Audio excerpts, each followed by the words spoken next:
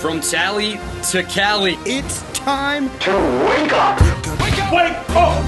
Warchant.com is your ultimate Seminole sports source. And this is Wake Up Warchant, presented by Vitamin Energy. The vitamins. The energy. Now here's Warchant.com's Aslan Hajavandi and Corey Clark.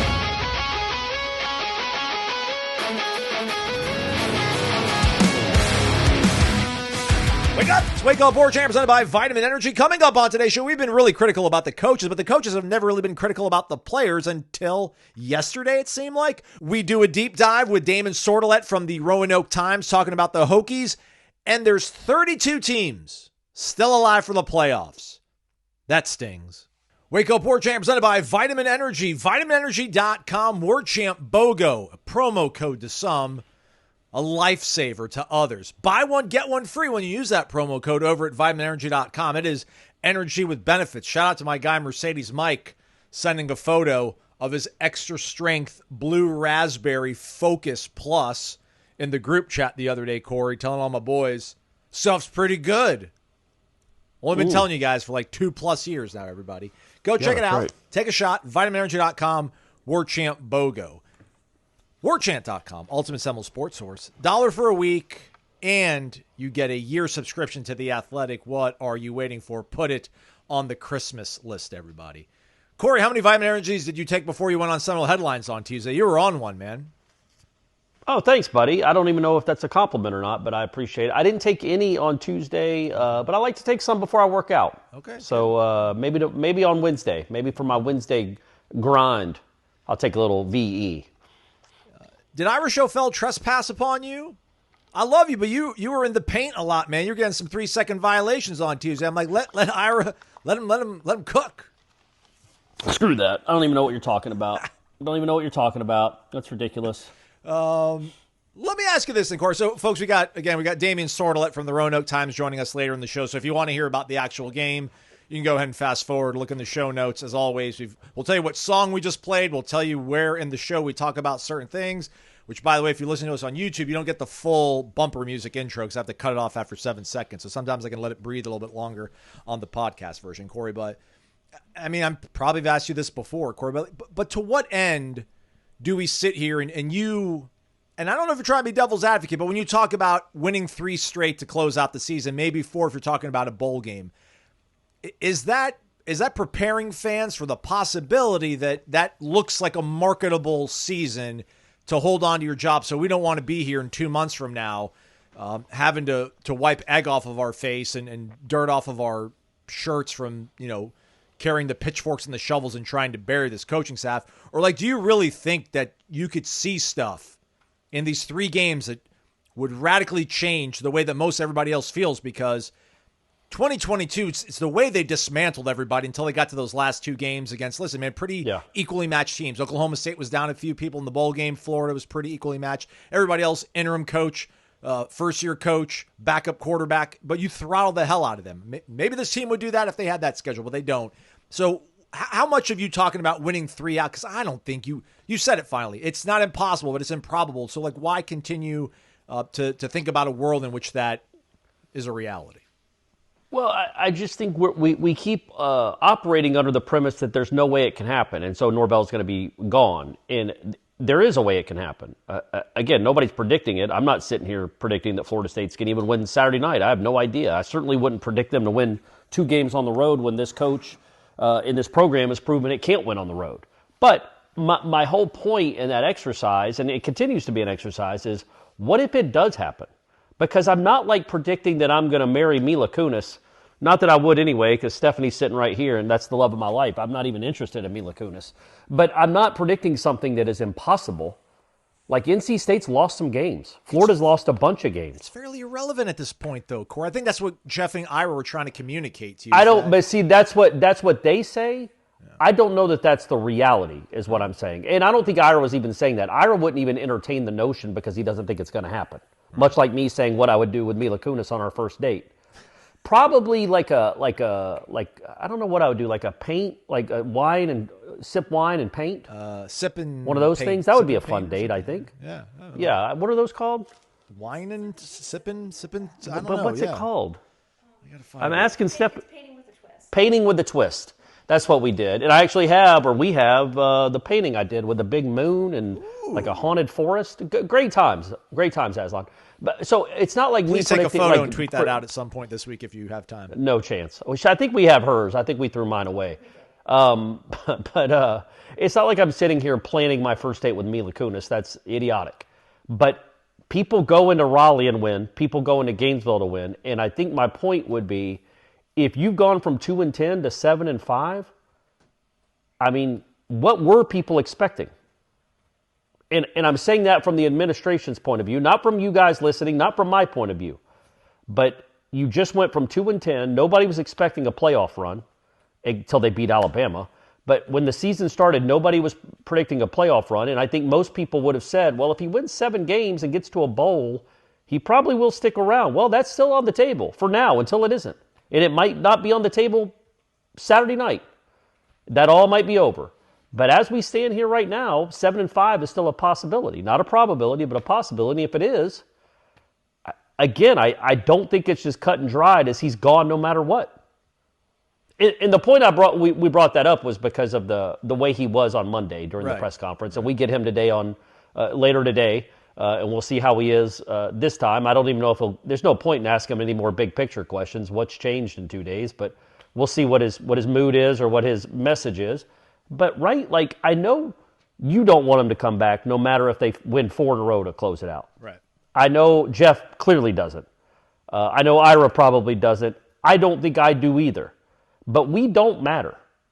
If he finishes 7-5 and you can convince yourself, man, they were darn close to having a really nice season. They did beat Alabama. They did beat Florida. They won at NC State, which nobody ever does. The great Jordan Travis couldn't even do that. 3 minutes prior. People go into Raleigh and win all the time. You just went to Raleigh and won. Sorry. Nobody I meant no other Florida State team. Jordan Travis lost there. Jameis almost lost there. Like, it's a house of horrors. EJ lost there.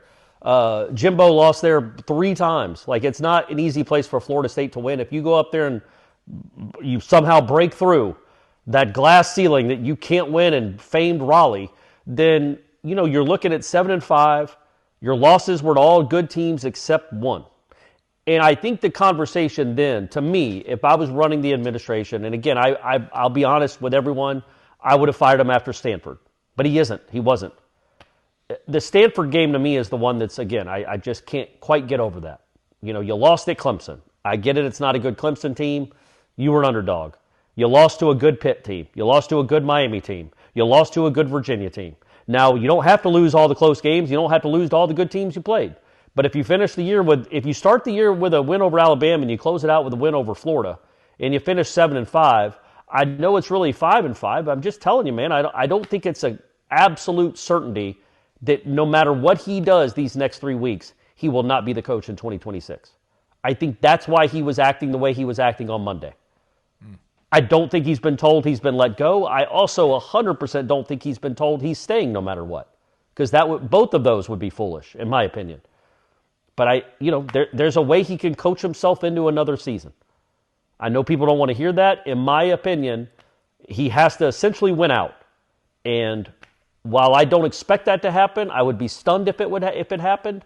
It's not impossible. It's not like his team is getting boat raced. Maybe a kid shanks a punt. Maybe he misses a field goal. Maybe they actually return a kick and past midfield. Maybe Tommy doesn't overthrow someone, or the receivers do catch the ball, or you do force a couple turnovers. Like, all these things can happen, and you don't have to really squint really hard to figure out a way to beat NC State or Florida. What's crazy is if they're 6-5 and they're beating Florida 30-7 in the fourth quarter to go to 7-5, what's sad about this situation, and I do think this needs to come into the calculus when you're deciding what to do, is I don't think many Florida State fans would be all that happy. Like, oh, wait, they're winning this game. That's great. That's cool. You always want to beat your rivals. Yeah. But what does this mean? Right. That's how done a lot of people are with Norvell, but those people don't matter as much as the administration, and I don't know if the administration is done with Norvell. Yeah, I got you. All right, well, let's pivot. Sorry, everybody. Just wanted to shame Corey a little bit for just totally derailing headlines on Tuesday. But I'm not arguing that he should be kept. I'm arguing that it's not an impossibility that he's kept, and it's also not an impossibility they win these next 3 games. Not expecting it again. It's just, I think just again we've done a lot of mileage on something that's not going to probably happen. So, and I think what Ira and Jeff. If it does, though, if it does, yeah, I mean, if it does, man, if you're an administrator, you have to think about that possibility. What are we going to do if they actually play well on the road? Somehow? 3 weeks can't change 5.5 seasons. I don't think so. Let me ask you this before we pivot. Actually, no, I'm not going to ask you that. Let's just pivot. Was it me or was Tony Tokarz as close to critical, or maybe candid is a little more diplomatic. I don't want to put him on blast. I like Tony Tokarz. I think Tony Tokarz is a nice person, everybody. I think he's catching a lot of heat. I don't think he has anything to do with Tommy Castellanos' mechanics. Agreed. And people are like, well, then what are you paying him for? I don't know, man. I don't know. But he's the quarterback coach. That's a fair question. It's a fair question. Listen, I don't think he unlocked anything in Jordan Travis. I think he was just a good manager of Jordan Travis, at least like talking to him on the sideline and keeping him, grounded, things like that. That's good enough. I mean, for a quarterback coach, he just hasn't had obviously anybody as polished as that. But I felt like in his opening statement, man, he was pretty open about, man, they have to be better at quarterback. And I don't think he was blaming Tommy or the quarterbacks, but I mean, this is part of a team sport, and it's the most important spot. And I don't know, I was just kind of it was very surprising to me to hear anybody talk so candidly about the performance of the team, because we don't get a lot of that from any of the coaches. Or was I interpreting things wrong? I don't know if you were or not. I didn't hear it like that, though. I don't think he was criticizing the quarterback. I mean, he did, but he always made a point right afterwards to criticize the other positions on the team, too. Like, they've all got to play better. And he did that. I feel like he did that a couple times immediately. But the problem is he's the quarterback's coach. So we don't ask him about wide receivers, because what does he know? We ask him about the one position he coaches, and that's quarterback. But he talks about, issues or strengths or weaknesses or misfires and all that. But that's because that's his job. I don't know that he probably doesn't feel, I don't know.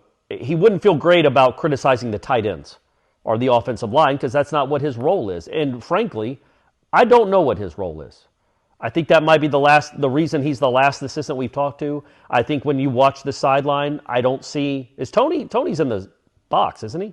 That's what somebody was saying. Or is he on the sideline? He was on the sidelines in the day, but I don't know. I haven't looked at it. I haven't seen a flip card in forever, Corey. Well, but also, he's never by Tommy in a game. Right. It's Gus. And I know Gus has his own guy that works with quarterbacks too, and it's like, okay, well, what is Tony doing here?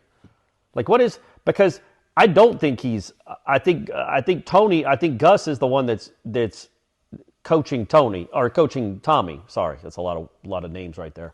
And so, I just don't know how much you can glean from Tokarz. I mean, look, he's probably coaching out the string. We get it. He's probably not going to be here at the end of the month. We all understand that. And I don't think he's had anything to do, good, positive, or negative, with Tommy Castellanos. I'm sure Tommy knows his name. I'm sure he runs them through the drills.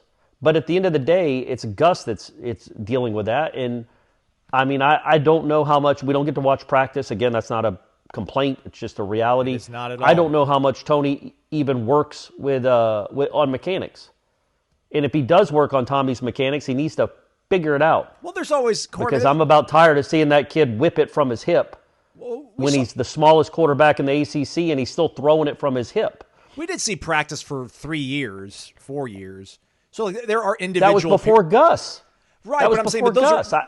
We have no idea how it goes with Gus. You're right, but I'm saying that there are individual periods where I don't even think Gus is going... I mean, Gus is probably, not milling about, but he's probably bouncing around in a couple periods. I don't think he's always on top of the quarterbacks. I mean, there are some individual periods where I don't know, maybe it's just ball security is the only thing that Tony is the station that he works on when it comes to quarterbacks. Maybe everything that deals with drops maybe is Gus, but I don't think so, man. I wouldn't think that. But I get the point, though. We don't know. We can't articulate to you exactly what he does. So when you're this, into malaise. Everybody's fair game, especially a guy that you can't really connect a dot on what he does. But, I don't. Yeah, correct. We know what Tony did beforehand because we were there at practice and we were watching. He did coach the quarterbacks. He coached technique. He coached reads. He was doing all that. I don't know that that's happening now. It might be. Could be. How would I know?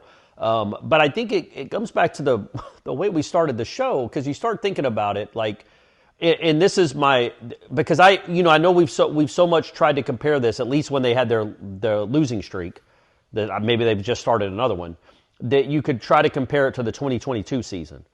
And like I think I said this yesterday, I think it's more of the 2021 season now as we look at it. And you saw the building blocks in 2021. After those first 4 games, which were horrific, at least the first 3.5 games, so they started covering someone against Louisville. They lost all 4, but the first, they got blown out by Wake. They were getting blown out by Louisville. I mean, it was just disgusting. Well, something flipped, and you could see some building blocks. They went and barely beat Syracuse.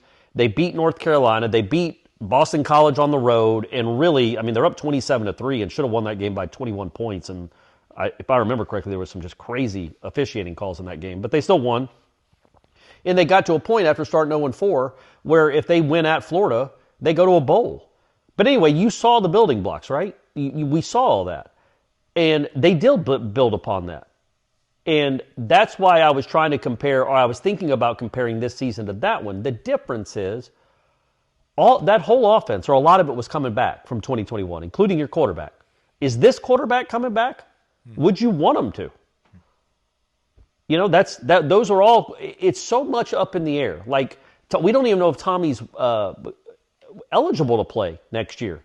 It didn't sound like they know yet if he would be eligible to play or even want to play. What are you doing at quarterback? Is Sperry the guy, or are you going to go get someone? Who's going to be here coaching them? Like, that's what's so, even if Norvell came back, even if he strung together 3 wins miraculously, and was 7-5, went and won the bowl game. He's 8-5. He's coming back. Awesome. What is the offense? I'm going to go ahead and assume Deuce is gone. The whole offensive line is gone. The quarterback is probably gone. We don't know if Gus is here or Tony's here. Like, that 2021 team, it was year 2. It was a new staff, and there was a lot of continuity. And they built upon what they did in 2021 and became a good team in 2022. It almost be like it could be like starting over again in 2026, even if Norvell stays. You know what I mean? Yeah. Like, there's so much unknown about, is Gus here for the long haul, or was this a 12-month deal?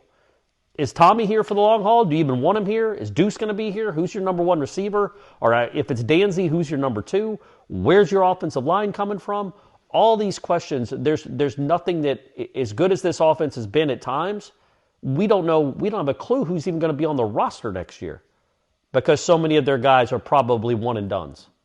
So you haven't really set yourself up for next year. So that's why I come back to, even though I was just talking that I think it's a possibility him going 7-5, and you could be like, oh man, they turned it around. They might be good next year. It's completely different because we have no idea what they're going to bring in. We have no idea what the roster would be. And if that's the case, what's the point? Go blow it up and bring somebody else in that brings in all their guys and give them a year or 2 to get things figured out. And it might not even take a year to bring in their own guys, get a different offense, and start winning more football games around here. I don't have the transcript in front of me, but I have what you were able to paraphrase. And in the opening statement, you said there's definitely ups and downs. You see it across the offense and even our team in general. He's made some really good plays and some wow plays throughout the season, but you guys saw it. There are some plays we have to make. And I'm not saying he called them out on the carpet or anything. And then like he started he did though, but then he started going into the rest of the offense. But he's absolutely right. There are throws. I'm sure he's talking about Squirrel in particular, but there have been throws all year where Tommy has cost him. He's also made some plays for him. We get it. Yeah. But, you can't miss Gavin on the screen pass in Charlottesville. You can't miss Squirrel every time he's open. Every time he's open, you're going to throw it to the moon. You're never going to let that kid go make a play. You just can't do that kind of stuff. So when you think about it too, I think it's been frustrating. When you think about it too, I don't know, maybe this is a little prisoner of the moment or a very small sample that I'm being able to recall in my head. But when you think about the big plays that Deuce has made, right? Like, those have been some pretty spectacular catches. Good throws every now and then, but pretty spectacular catches. I think maybe the best throws from Tommy, other than the squirrel throw against Alabama, was the touchdown late, kind of when the game was almost out of their grasp against Pitt to Danzy. The touchdown to Landon Thomas was kind of a miracle against Pitt. That throw he made to Randy Pittman in Virginia was really nice to push it to overtime. But when we think about the deep shots mainly, it's been kind of like Deuce's wizardry that's been able to bring it down.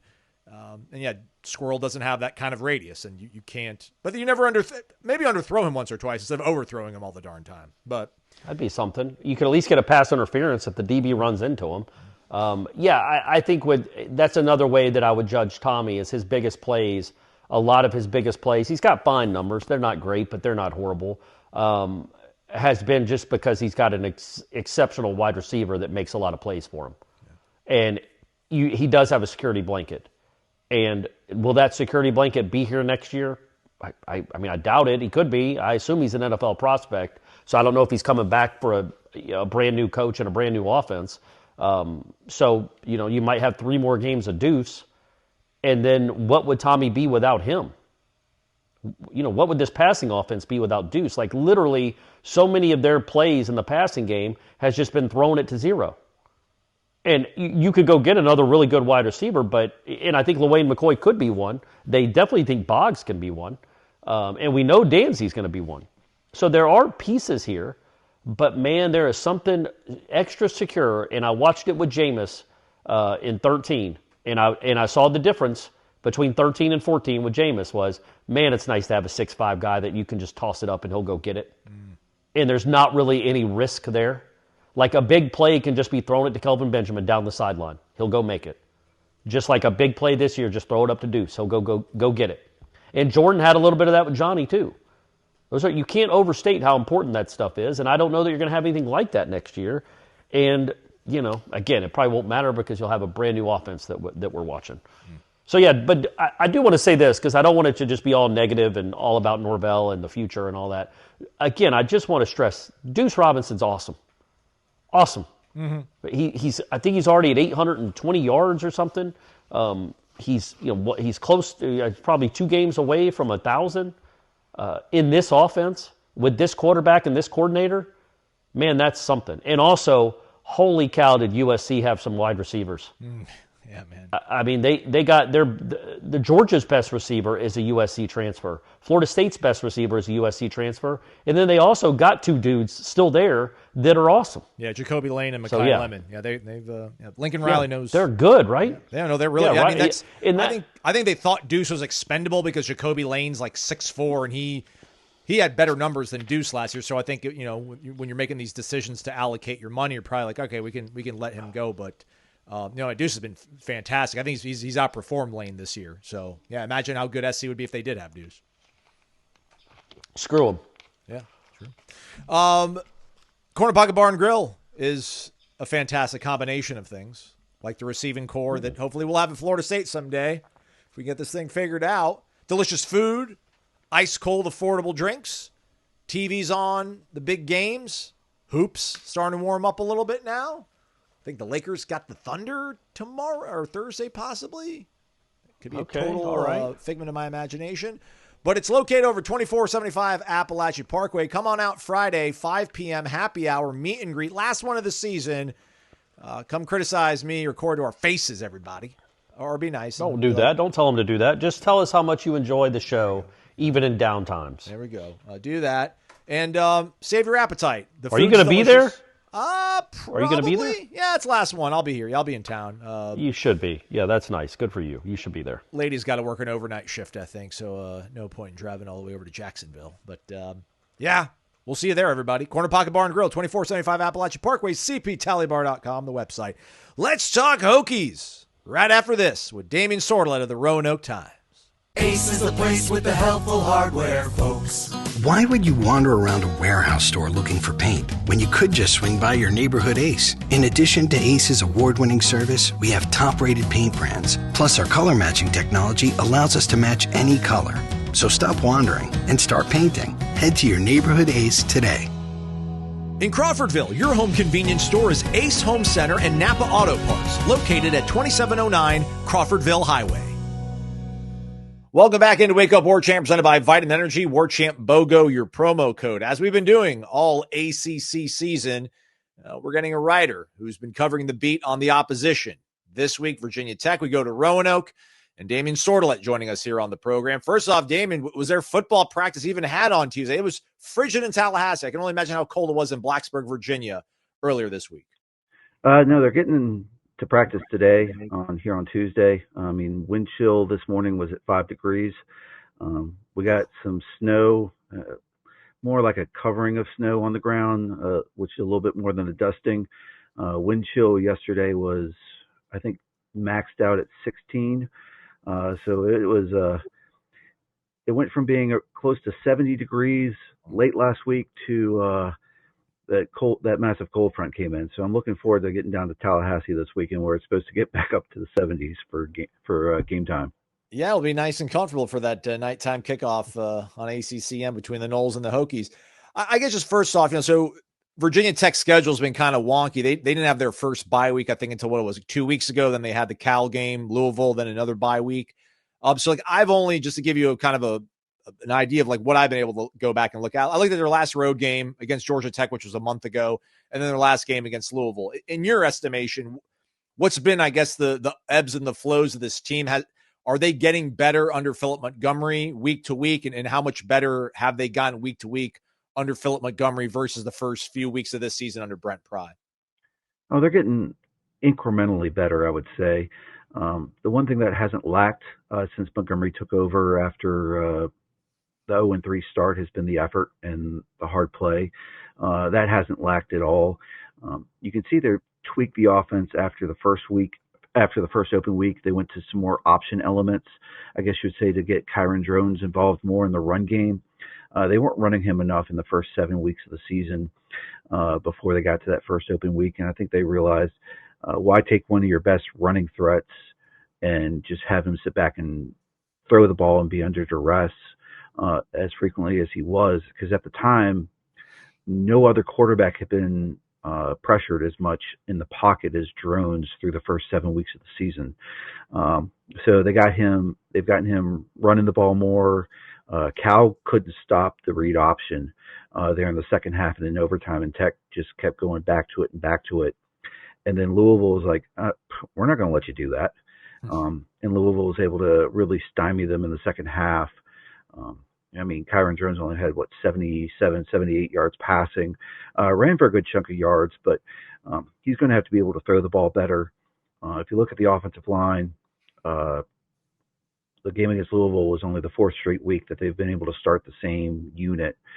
Injuries have been a detriment to that group. They've had to play a lot of young players. They have two redshirt freshmen who hadn't started a game prior to this year who are starting and playing a good number of snaps. So it's been a work in progress for him. He's trying to get the most out of this team, not knowing what the future holds for anyone on the staff, or heck, even the players don't know, are you going to stick around whenever, it looks like James Franklin, by all accounts, is going to be hired here. So just see hired here soon, or hired here in Blacksburg, Virginia? Are you giving us news? Are you breaking news on the show right now, Damien? Yeah, unless you believe the message boards reports that Franklin was in Blacksburg today looking at houses. Perfect. Pick the coldest day of the year so far in Blacksburg and come look at houses. I don't know. Again, that's probably people speculating. I've been kind of on DEFCON 2 when it comes to Franklin being hired at Virginia Tech, because they did put out a good offer for him, probably one of the better ones he's going to get in terms of his pay, staff pay, NIL increases, all that stuff. It's looking high 8 figures, maybe close to 9 figures in terms of over the life of his contract and what they want to put into this thing, into football. So that's why everyone's thinking Franklin's a possible candidate, though I would say here on November 11th as we record, I would think it's still too early because there's options that can probably come open for him in these next few weeks. Maryland, NC State, don't know what's going on in Tallahassee. It seems like, Norvell might be the guy right now, but who knows after these next 3 weeks. So Be interested to see how the dominoes fall, and I don't know if Jimmy Sexton wants to get James Franklin off the board here before all the openings are available. All right, I think that might be the biggest lead from this. It's so hard to talk about the game, Damien, and we'll talk about the game because that's what this segment's for. But just when with coaching uncertainty around you, at least Virginia Tech knows like they need a coach, right? I think Florida State fans know they need a coach. I think they're keeping their fingers crossed. The administration does, but the coach thinks he'll be here for a while. But we hashed that out on the show last week or yesterday rather. Back to Kyron Drones real quick in Virginia Tech. I just remember when they came to Tallahassee in 2023, he was really raw and rough, but you looked at him, you're like, man, that kid could potentially be a problem after a few more years. I mean, how much of it has just been the lack of continuity, whether it's coaching or offensive line play that has maybe hindered his development, or is Drone just kind of, he is who he is. He's a, above average runner and maybe an average adequate passer. I think you hit it on the head. He is who he is. I mean, he'll admit it. This is his first year having an offensive coordinator who was a former quarterback. I mean, if you look at his time at Baylor and his first 2 years here at Virginia Tech, his offensive coordinators were former offensive linemen.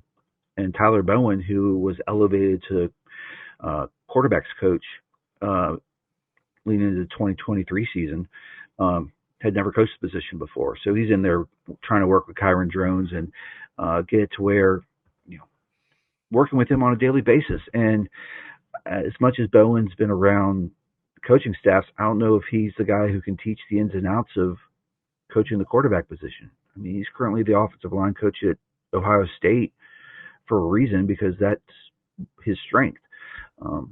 So I think Drones, I think he mentioned this last year in 2024. He tried to prove he could be someone else that he wasn't, and that was trying to be just a pure pocket passer. I mean, he works out with Cam Ward and Shedeur Sanders every summer, and he probably trying to want to be like them. And you saw the success Cam Ward had last season at Miami, and I think Drones tried to be who he wasn't. And I think now he knows, I need to run the ball. And then by running the ball, that should give some RPO, some play action chances to find some guys open, because teams are starting to stack the box and respecting the run game. And that wasn't there at the beginning of the season because they weren't running Drones enough. So I think these last three games you can get some of what you saw in Tallahassee a couple of years ago when Drones was able to take off and run when plays broke down. And that's the reason why Virginia Tech was in the game at the beginning of the third quarter after the Bashal Tutin kickoff return touchdown. He was able to run the ball and kind of will Virginia Tech to stay into that game.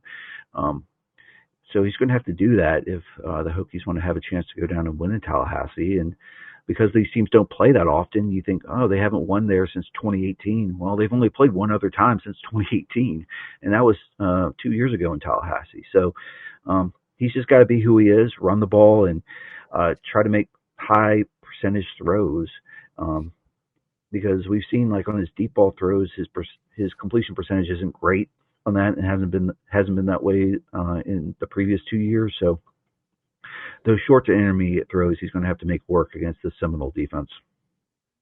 Two good running backs, though, he can lean on, and Terrion Stewart. And is it Marcellus or Marcellius Hawkins?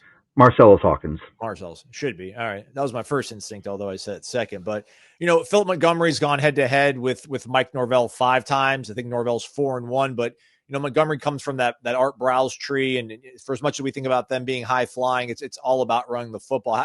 Have they been able to establish a consistent run threat that they can build off of, you think, as they enter this last kind of third of their season coming off that second bye? Yeah, and they did that against Cal when they ran for nearly 360 yards, and they ran it 58 times, and then they ran it 40 times against Louisville, albeit they only averaged 4 yards a carry against Louisville. They looked really good in the first half, Damien. Yeah. I thought they were cooking with grease, and then, I don't know what happened in the second half. Just kind of fell off, it seemed. Well, Louisville made the right adjustments to fit the gaps better and take away the outside running ability of Kyron Drones on those read options. And I will say this, the rushing yardage was the most Louisville had allowed in ACC play this year. So, I mean, that was a respectable game from them from a run-in standpoint. And, Hawkins averaged, 8 yards a carry against Cal. And Terry and Stewart had that big game against NC State earlier this year, and the two keys for that is the two wins. NC State and Cal, they were able to run the ball effectively, and you've seen this year in the league losses. Wake Forest, for whatever reason, couldn't run the ball. I know Florida State had 5 rushing touchdowns, but I don't know if they had that many rushing yards, but they looked good against that Wake defense. And then couldn't run the ball against Georgia Tech because you're behind 18-0 early in that game. They got to get the run game going. I think Hawkins, who's Division II transfer from Central Missouri, and then Stewart, the transfer from Bowling Green, they're both really good yards after contact. I think Stewart, I know he didn't play much against Louisville, but I think he's still among the top 5 in the nation in yards after contact this season per game. They can keep runs alive, and that's what they have to rely on behind an offensive line where I think behind just Tomas Rimac, who's been bouncing around to 4 different positions. You didn't have many starts on the offensive line heading into this year. So the strength of this team is running the ball, and that's probably what they need to do over these last 3 weeks. Passing game, I mean, you mentioned maybe some of that downfield stuff not as accurate as you want from your quarterback, but is there a vertical threat to this? I mean, what I was able to watch seemed mainly, perimeter throws, screen game is kind of what they lean on. Do they take shots, or is it more about just kind of trying to control the football and have that be the way forward? They've taken shots this year. I mean, they had what would have been, if not a 75-yard touchdown, at least a 30 to 40-yard gain down the sideline to Donovan Green that hit him in the hands, and he just dropped it against Louisville. They were up, 16-14 at the time, and they'd gone in and gotten any sort of points. You're up either 19-14 or 23-14, and that's and the following play was a punt that Colin Lacey returned to the 5-yard line, and Louisville scored 2 plays later to take the lead for good. So they've tried to throw it downfield. Donovan Green's averaging, I think, 22 yards per reception this year, though he doesn't have a catch in the last 3 games. They want to get him involved. Aiden Green's their top receiver. He's got some vertical playmaking ability, though he's more of a 15 to 17-yard type guy. Find the soft spot in the zone and make some catches. Takai Heath and Jarikus Hairston have been Kyron Jones' safety nets. Heath out of the slot, Hairston at tight end. They're not that big play threat. Hairston is. He had a big 44-yard touchdown catch on 4th down against Georgia Tech, and Heath, when he's cooking, he can stretch the defense. He broke the seam for a long touchdown against Cal. So they will take their chances. They don't take them enough, I would think, just because they've been behind the chains so much that teams are banking on that. They have to be ahead of the sticks and find a way to take the chances then. Let's go to the defense. Their coordinator had a lot of NFL experience before getting the job out there in Blacksburg. Just their ability right now, is it more about them finding some semblance of a pass rush, or is it more about staying a little bit more stout against the run attack? As you look at them, they currently rank conventional stats 67th in the nation in total defense, allowing over 367, and scoring defense, they were 101st, allowing just a shade under 30. I'd say it's the latter on being more sound against the run defense. The reason why Louisville, Keyshawn Brown in the second half particularly, was able to get so many yards is, one, the defense was gassed. They played a lot of snaps in the second half, but it went back to some tendencies where the linebackers are just getting to the wrong fits, and they're not being in the right position to make plays, and that's what led to some big runs, and that's been a Achilles heel for Virginia Tech's defense over these last couple of years. It's just, fits at the second and third level. From a defensive line standpoint, they rotate 5 defensive tackles, and they rotate, 4 to 5 players off either defensive end or edge. So they have a healthy rotation there of about 10 players on the defensive line, and you typically see those defensive linemen getting double teamed, especially on the interior, where they're not able to get the pressure, and that's where the fits have to come in for Virginia Tech. And it's been those misfits here recently, especially against Louisville. That was easy to see in the second half, where they're not getting in their fits, and then that's allowing big runs to happen. So that's been kind of the thing that Virginia Tech needs to clean up, is getting a true freshman like Noah Chambers, get him in the right spot.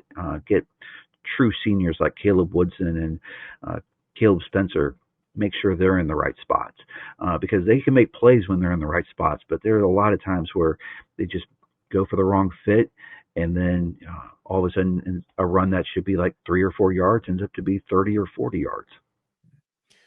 Going up against this Gus Malzahn offense, obviously, they live and die on the big play. So the passing plays usually will be these huge chunks deep downfield. I mean, it's not a lot of running catch. It's a lot of just, deep vertical shots. I mean, can you gauge, I guess, maybe the concern or, how you think this secondary, how much of a challenge that's going to be, and how up to the task they possibly could be coming off again this second bye week in the course of like 3 weeks? Yeah, I'm a little bit more concerned about the secondary because you have, I think it's 3 or 4 true freshmen who are going to be in the rotation because of either injuries or players who elected to opt out and enter the transfer portal after Brent Pry was fired. And they can be susceptible to some of those big plays just because they're not used to being in those spots. I have a feeling Tyson Flowers and Jordan Bass will be playing a lot of snaps at safety because they have experience versus freshmen like Sheldon Robinson and Brennan Johnson, who, while they may have, around 150 to 140 snaps, they just haven't been in these situations before. So, they're going to be tested. And that's why I think, Virginia Tech needs to win the battles up front and keep Castellanos kind of contained. I mean, Tech's played him the last 2 years when he was at BC. 3-2 touchdown to interception ratio, no rushing touchdowns. Granted, only 4 sacks they were able to get in those 2 games. So, they know good and well how good of a player he is, and they understand that, when he gets a chance, he's going to be able to connect with like a Deuce Robinson downfield. And they know good and well Robinson is a home run threat. Even if he catches it on a slant, he's got the ability to take it to the house. So they're going to have to be very sound back there. They have given up some big plays this year. Just go back to the opener against South Carolina when Nick Harbour just ran straight down the field right by him. So they've got to be in the right positions. They understand play action is going to be a big key for Florida State, and those safeties have got to make sure they don't bite, or else you're going to get 1 or 2 Florida State guys behind you, and that's all she wrote. Special teams, what is your confidence that Virginia Tech could hit a field goal over 40 yards? And I know they blocked the punt and they pinned Louisville deep too. Was that an aberration, or is the punt game also a way they're able to flip field position and try to put things in their favor? The punt game's been kind of hit or miss this year. Nick Velsistis' current average, I think it's 44.8 yards per punt, would rank 3rd in a season in program history. But he's had a couple where, it's like it looks like a shank off his foot and then gets a generous bounce. And John Love has been really good this year, kicking wise. He has a career long of 60 that he set last year in the Dukes Mayo Bowl, and he had 2 of 50 plus against Miami last year. The one thing with Virginia Tech is the punt return game. I know Florida State's only allowed 1 26-yard punt return, and that's why Florida State ranks last in terms of punt return average. Virginia Tech's at 25.5 yards allowed per return. So, and they've allowed 5 of the 10 punt returns they've allowed have gone for, I think, 20 plus, including Colin Lacey's 63-yard punt return last week that set up Louisville for the go-ahead touchdown. Tech's had some egregious plays on punt returns this year. Allowed an 80-yard punt return for a touchdown against Swain and South Carolina in the opener. So their teams can flip the field against Virginia Tech on punt returns this year. And I'm sure Florida State's ready to do that.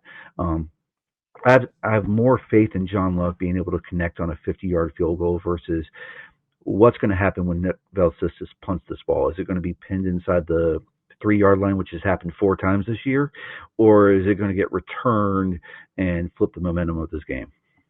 All right, good. Something to look forward to. It's been a roller coaster, Damien. I was like, I think I might pick the Hokies on the upset. Then I'm like, it is at home, and Florida State's played pretty well at home. Just last question on the way out.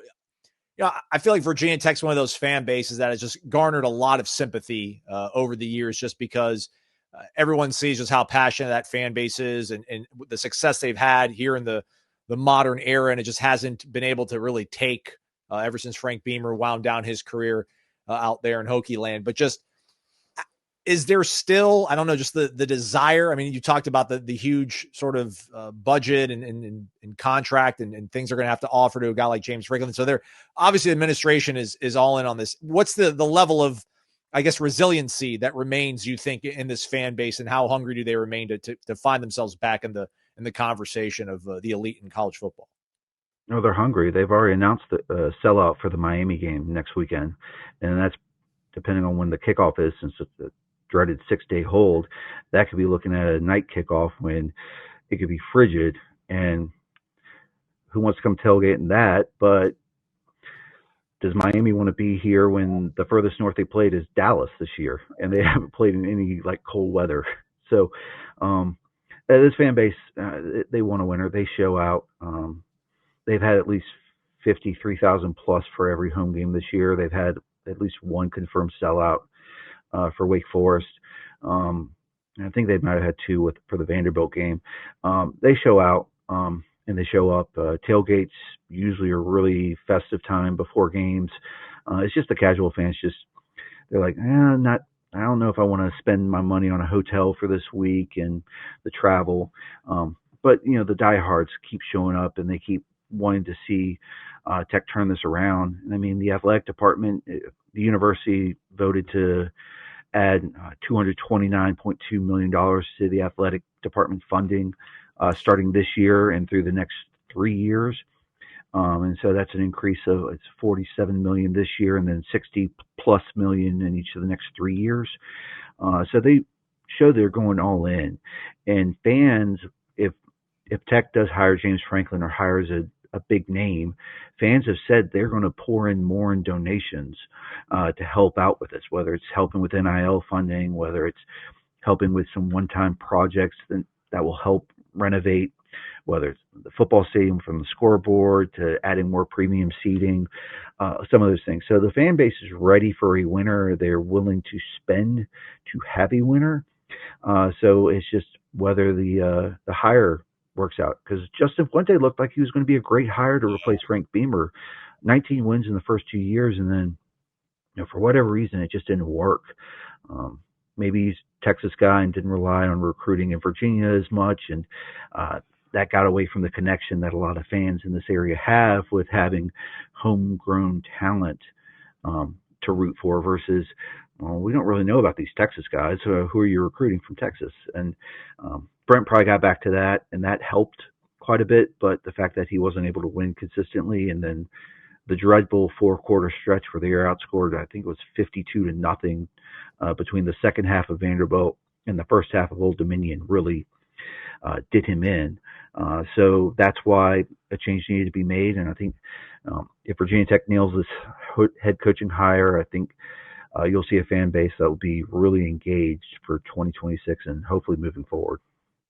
Damien Sordelett from the Roanoke Times joining us here on Wake Up Warchant. Go buy a newspaper, kids. Damien, thanks for the time, man. Safe travels on your way to Tallahassee. If you need any recommendations, let us know. FSU Twitter has got your back.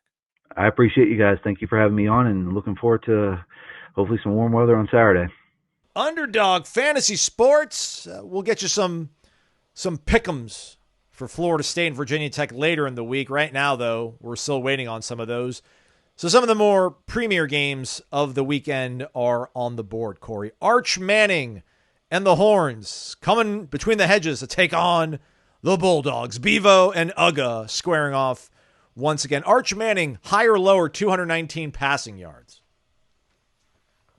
219.5. Lower. Gunnar Stockton, 227.5 or 28.5 rushing yards. Oh, higher on the rushing.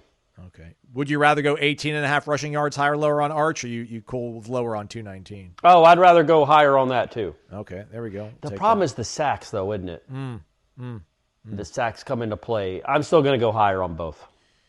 That Cash guy, he's not there. What about Noah Thomas? I think he's from A&M. He finally had a big catch for Georgia. Rangy wide receiver, 24.5 receiving yards. Higher or lower?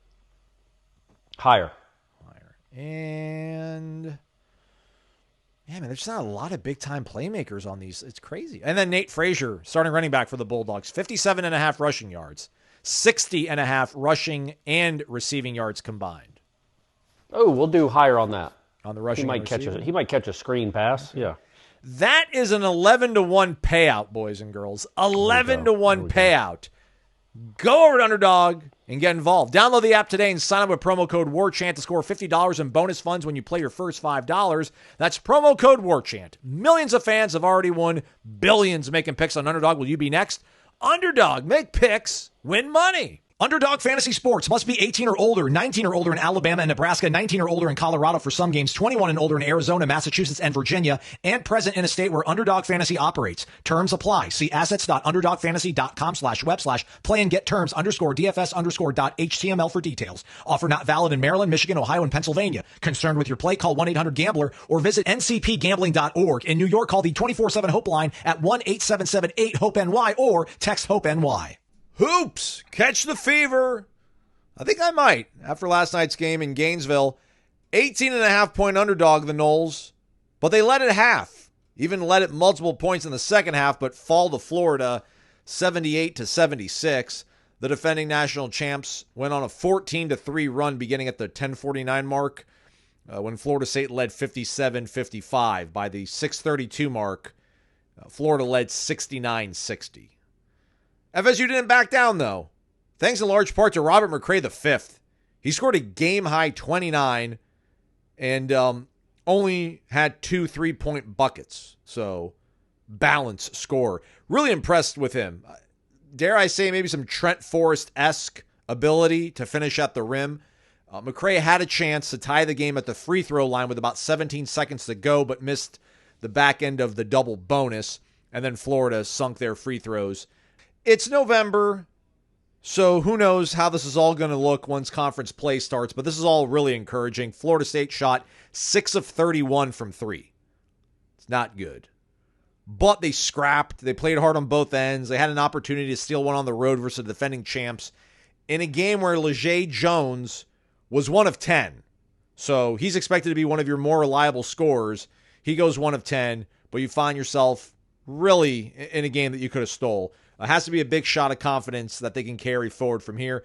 Kobe McGee, previously from Drexel, 14-9. Clemson transfer Chauncey Wiggins, 11-5. He was 3 of 8 from distance. As a team, Florida State was 84% from the line. Florida was 69%. Nice. Gators had 17 offensive rebounds, but it felt like most of that was in the first half, so I don't know. Maybe the Noles would have had a bigger lead to nurse, but it didn't feel like they got out-muscled despite some noticeable fatigue in the second half. So yeah, Florida State drops to 2-1. They hang with the champs. They held up on the defensive end, limiting Florida to only 78. I think their team total for the Gators was 98.5. And they've got a potential star in Robert McCray V. So again, all really good stuff to build on for Florida State. Noles are off for a whole week. They'll be back in action next Tuesday, 7 o'clock, back in the friendly confines of the TLCCC against Tennessee Martin. Great story over on On3, Corey, that gives me something to talk about in our last segment of the day. Ari Wasserman, one half of Andy and Ari, which you can listen to on On3's podcast feed, and you can read Andy Staples and Ari Wasserman when you're a member of warchant.com. This one is behind the paywall, but if you're a member, you can read it. The headline is College Football Playoff, Corey. The 32 teams who still have a chance to make the field. I bring this up because, in the first segment we talked about, what was the expectation for this season from the administrators, from the boosters, the people that are funding this program. And I'm neither of those. I'm an inconsequential person in this entire orbit. But, to me, a successful season, and I get where we were last year, a successful season with everything you did. I mean, the drastic steps in which you took was to be in this point in November, just be in the chase, man. Let me scroll on my phone and update some scores and see if this team lost so that let's see if Louisville lost and then if Duke won so that we could slide, that's all I wanted. There's 32 teams who still have that opportunity. Florida State is not one of them. I think Florida State has probably one of the 32 highest paid coaching staffs in the country and probably one of 32 of the most highest paid payrolls in college football.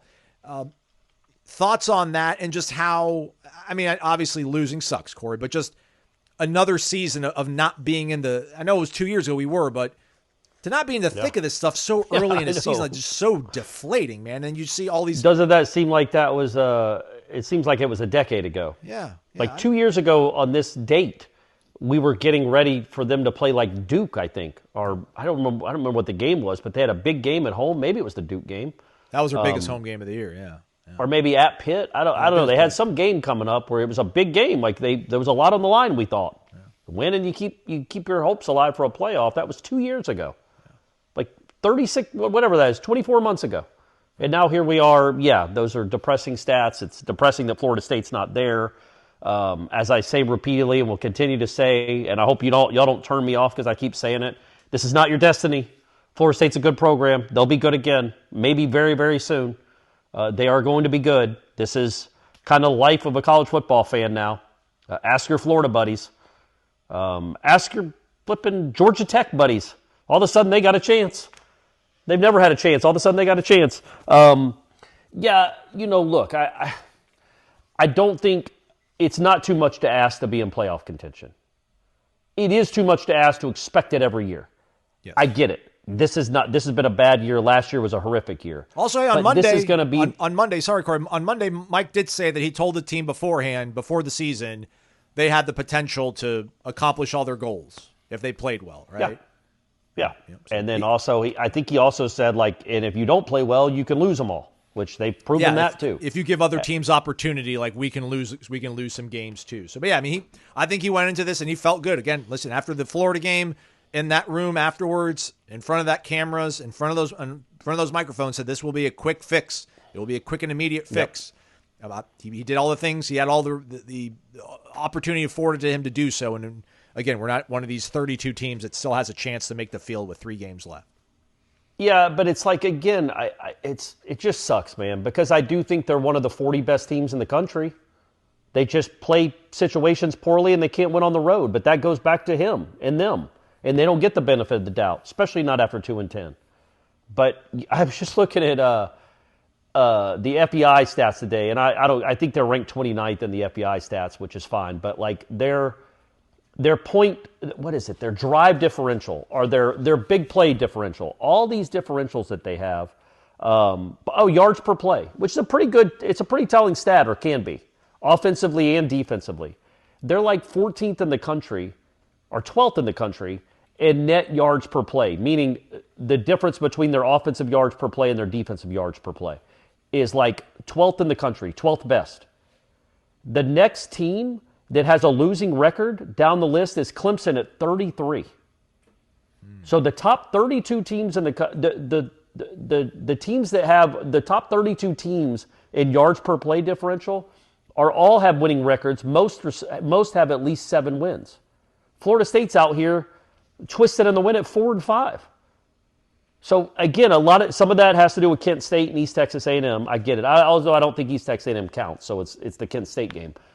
But it's just the point being, Mike Norvell clearly isn't a great coach. He's probably not going to be the coach next year.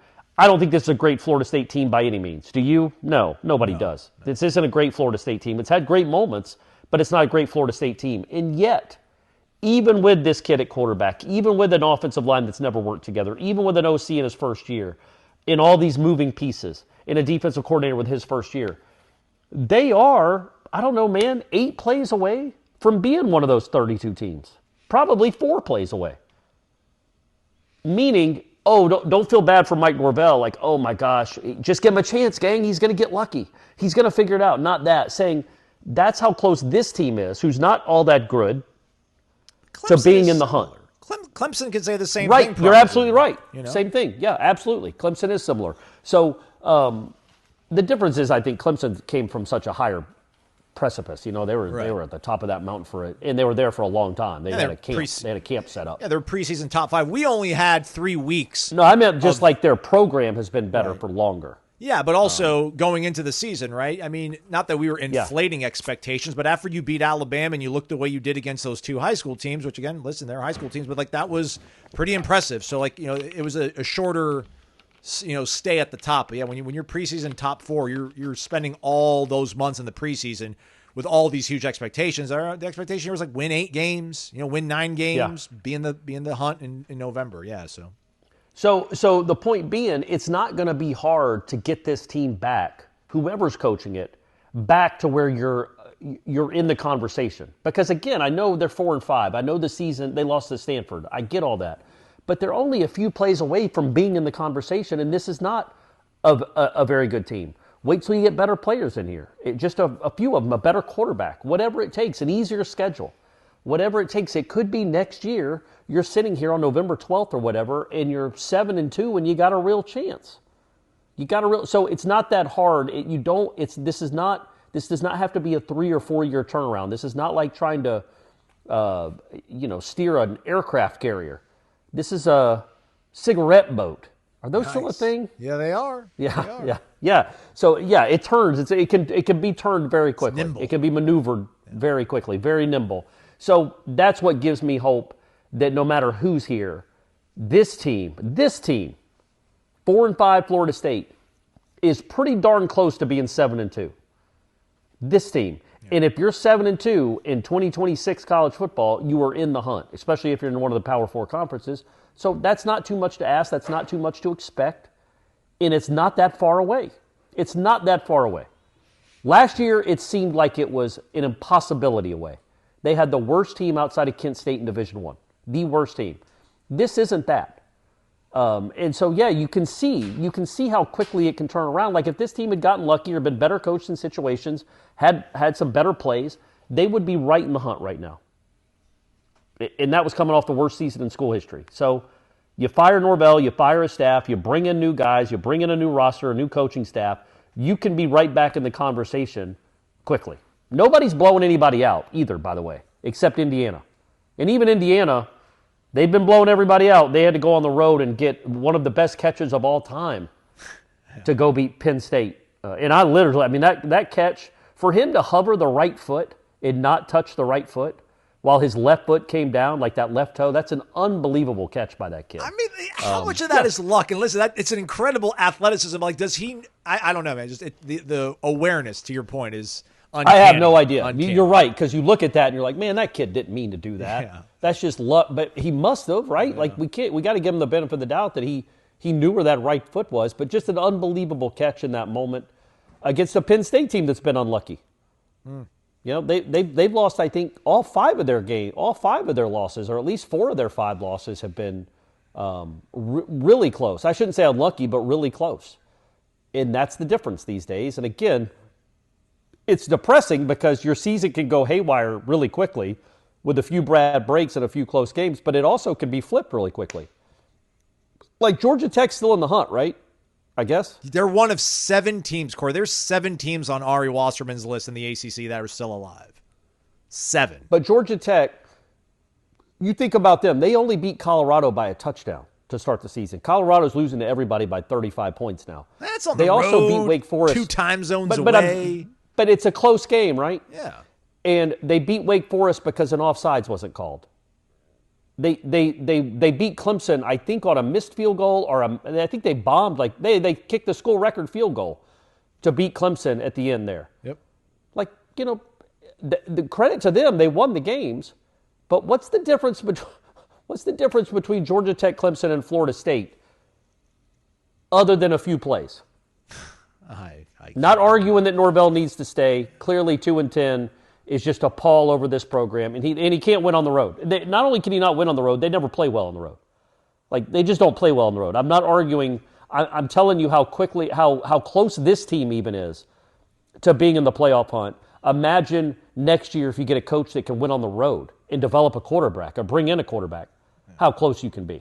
That should excite everyone.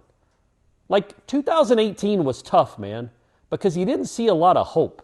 2022, by the way. 2020 also was tough because you knew it couldn't be a quick fix. But the way college football is now, man, it's going to be a different roster, maybe a different coaching staff, and you can be better immediately. And all of a sudden, you're Florida State, you're 8-1 in November, and you've got a real chance, and you're actually playing for something. This is not our lot in life, folks. To talk about and for you guys to cheer for a losing football program. Florida State will not stay a loser for long. I promise you. I promise you. I can't do anything else but promise you. This is not your lot in life. This is not what this program is. I think it needs somebody else to come in here and steer the ship. But I say that knowing my man Norvell is about to rip off 4 straight wins to close this thing out. I don't know what bowl. Will it be the Fenway Bowl, the Gasparilla Bowl, maybe the Gator Bowl? I see them in the press box every time I go watch Florida State. Who knows? But hey, it could still be Norvell. I doubt it. But you look at college football, man. Those margins are razor thin between the Wake Forests of the world and the Florida States of the world. And I remind everyone, Florida State beat Wake Forest by 1 million. But Wake Forest is having a better season because they win their close games. Florida State loses. All right, that's a wrap for us. You want to do a live show 6 o'clock tonight, Corey? You down? Yeah, man. Yeah, we're done, huh? All right. Okay, I got it. We got to be transparent. We haven't the basketball game hasn't been played while we're recording this part of the show. I went back earlier. Yeah. I went back earlier in the show and I dropped some stuff in from Hoops. So we got our bases covered. But I know people are like, why isn't Corey talking about the big win in Gainesville? Oh, right. Yeah, it's because I didn't know it happened. Well, you said if they won, you were going to call in.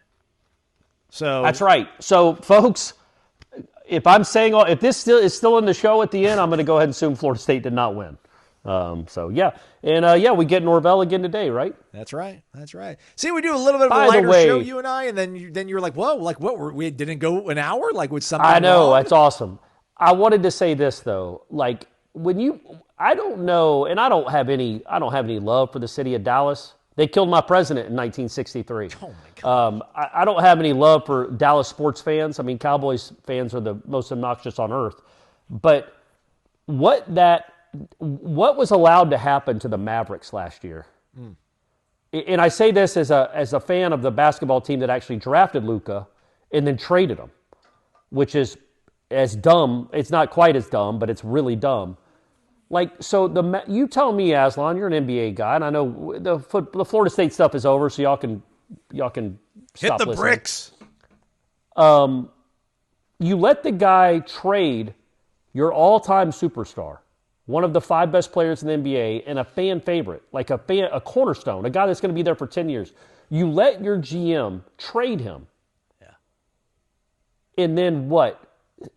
8 games into the next season, you fire the GM? Then what? Why did you know what I mean? Like, how do you... Well, you paid Mike Norvell $50 million, and you're like, all right, we got this thing going. And then, a year and a half later, you're like, yeah, this ain't working later. It's on a different scale.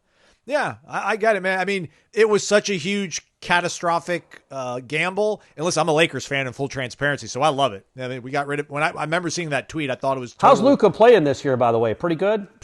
Yeah, I mean, he scores like every other night. It's like first Laker since Wilt Chamberlain, second Laker ever. It's incredible. I love it's insanity. It's for him to be on his 3rd team, quote unquote, because you guys drafted him is crazy. Yeah, I know.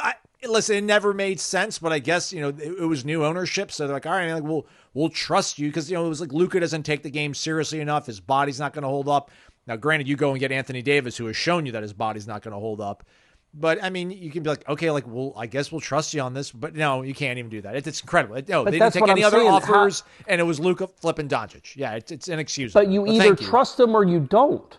Right. Like, how do you allow him to make such I don't know, man, a gigantic decision? Yeah, a galactic decision. It's a 20-year, It's unbelievable. Nobody's ever been traded like that, at least in my lifetime. How do you allow him to make that play for you?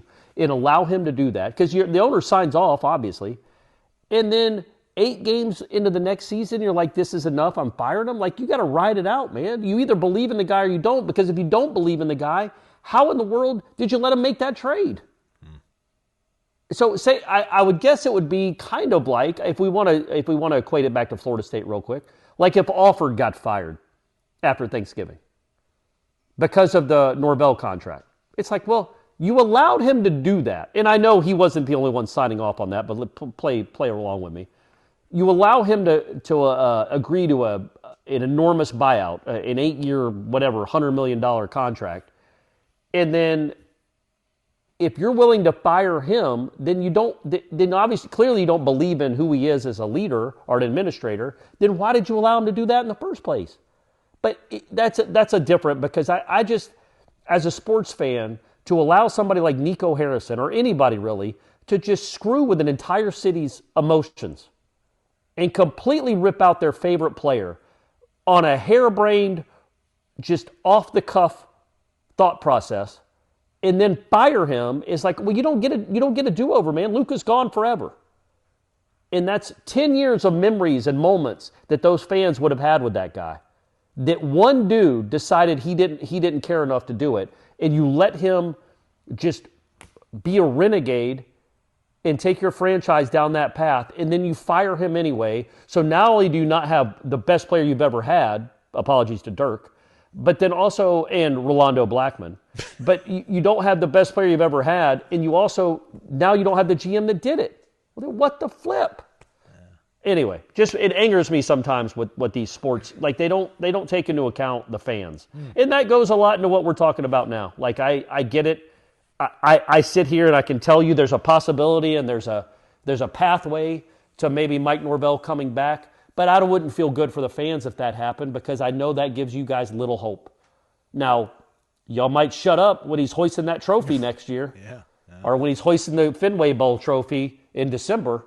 Yeah, man, I just, sometimes these fans, the fans just are always, also, tickets are $1 million to any sporting event you ever want to go to. I was looking up, what was I looking up? Tickets to the Swamp for the Florida State game. All $400. Jeez. Two horrible teams, or two average teams, let's be kind. Two average teams, and right now, I know it'll be lower as the game gets closer, but $400, really? It's absurd. I know. Luka shooting 49% from the floor, averaging 37, 9, and 9. He's only averaging 37, huh? Only 37. Yeah. God, that's tough, man. That's tough. Woo! And what's Anthony Davis? He must be killing it, though. I don't know. Probably having a similar season in Dallas. Yeah. And hey, look, and also remember, Anthony plays defense. That's right. So that's why he's... one more thing real quick. And this goes back, because I want people to know, when I talk about Florida State, I do it from a perspective of I'm in a press box, man, and this is my job. I do care about the program. All of you guys know I grew up with the program. I was cheering for this program when I was 7 years old. But I get paid to go to games. I don't have to pay money. Now, my wife does, and my ex-wife. But I don't have to pay money to go to games. I get to go. I get paid to go. But I did pay, so I don't get that fan experience. But trust me when I tell you, I lived that life. I'm a Braves fan. I had Braves season tickets this year, even though I split them with two other friends. Even though I'm in Tallahassee half the time, I still have Braves tickets. And we've had Braves season tickets for 4 years. Season tickets. And the All-Star game and the Home Run Derby was this year in Truist Park. Yeah, you went to the Home Run Derby. And we got access to tickets. We got access to All-Star game tickets. For $1,800 a ticket. We got the opportunity to buy them. We also got the opportunity to buy the Home Run Derby, which we did. 2 seats for me and Brady to go to the Home Run Derby. We were up by the light towers. Our seats are not in the right field. They are not by the light towers down the right field line, by the foul pole. We were above the foul pole. That's not where our seats are. Our seats are down the third baseline for actual games. But with the Home Run Derby, they take their season ticket holders, and they care so much about them that, yes, we'll give you the opportunity to buy these 2 seats, awesome, for $400 each, but also you're going to go sit your ass by the moon, and good luck seeing if you can see any home runs. And that's kind of the way of the world right now when it comes to sports and fans. And it'd be nice if fans got treated better. So That's 7 and 5. Does the tie go to the fans being like, nope? I think the tie goes to, do you have enough? What do the big money donors want you to do? Well, you just had this whole thing about the fans mattering. I was trying to tie it all in. No, but hey, man, I know the reality. And the Braves got more money from other people, so they don't care about us. They don't care about the little person. And I know a lot of people are nodding along thinking about Florida State football, and like, you've had these season tickets for 40 years. Well, you got the opportunity to buy some new ones in a worse spot for more money. Even though you've been supporting the program, you were there for 30-0, and you were there for Jacksonville the State. end of the Bowden era. You might have been there for the Mooger era. Doesn't matter. Doesn't matter. Price is going up. That's just the way of the world. That's how sports fandom is. That's how sports fans get treated in general. But with this, I mean, at least we know the donors are fans. Like they're important fans. So if they're willing to cut checks to make sure Mike Norvell is not the coach, then yeah. Or more importantly, I guess, if they say, man, if you bring Norvell back, I can't in good conscience give you any more of my money until he's gone. Well, that's when he's absolutely gone. No matter if he goes 8-5 or 5-7, that's when it's over. So yeah, that's how it is. It's unfortunate sometimes. It was such a simpler time back when I was growing up, Aslan. It was. I feel bad I don't get to take Brady to enough games, sporting events, but it's like, good Lord, how does anybody afford anything? He's going to a World Series game. I know they didn't win, but still, it's a pretty cool moment. I did. It only cost me, I think. Don't say it. I'm going to guess $1,400. Oh, for those two tickets in the outfield. Oh, that's it. I know. Maybe I'm wrong. It might have been. I can't even remember. I probably blocked it out. It probably cost me $3,000. All right. I'm saying, and I don't know how I did it. $1,400 is a lot of money, but I mean, for World Series, two World Series tickets, probably not the Anyhow, shout Isn't out that to a crazy time to be alive? Yeah.